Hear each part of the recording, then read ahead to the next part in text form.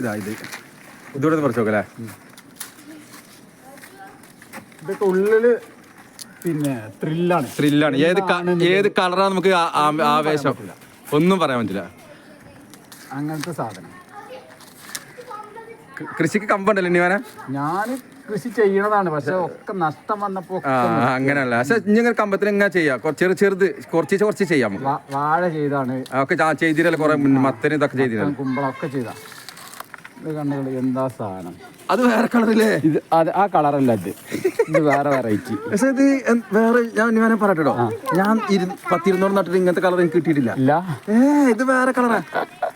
അപ്പൊ ഇജ്ജ് ചോദിച്ചതിനോട് വിത്ത് തന്നപ്പോ ഇത് കളറല്ലേതും ഒരേ മാർക്കാണ്. അങ്ങനെ ഞാൻ അപ്പൊ എന്താ പറഞ്ഞ എന്നോട് ഒരു കുഴിച്ചന്റെ കളർ ആവലെ വേറെ കളറ് അല്ലേ? ശരിയാണ് അല്ലേ? സത്യല്ലേ? ഇത് ഞാൻ കുഴിച്ചിട്ട് മഞ്ഞാണ് ഇപ്പൊ ഉണ്ടായതൊക്കെ പല കളറായി.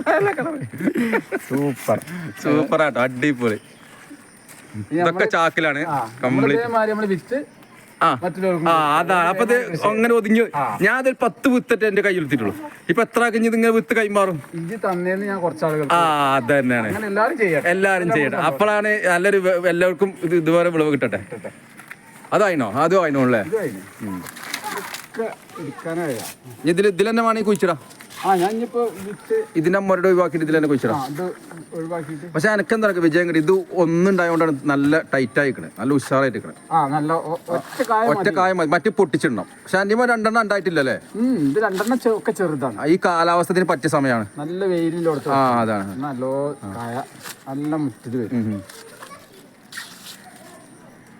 ഇതൊന്നും പറയാൻ പറ്റാത്ത അത് വേറെ കളറ്, പല വെറൈറ്റി കളർ കേട്ടോ. അടിപൊളി സാധനം കേട്ടോ, അടിപൊളി. ഞാൻ പൊട്ടിച്ചോ.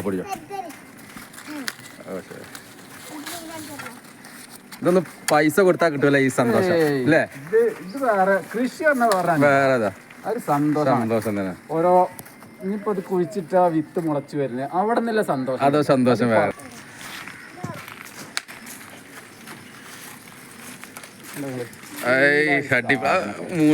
എന്തിനാ അത് തിന്നുന്നത്? ഇങ്ങനെ കണ്ടാ മതി. ഇതിലേറെ വേറെ സന്തോഷം വേറെ അല്ല. അടിപൊളി ഉഷാറായിക്കണടാ, അടിപൊളി.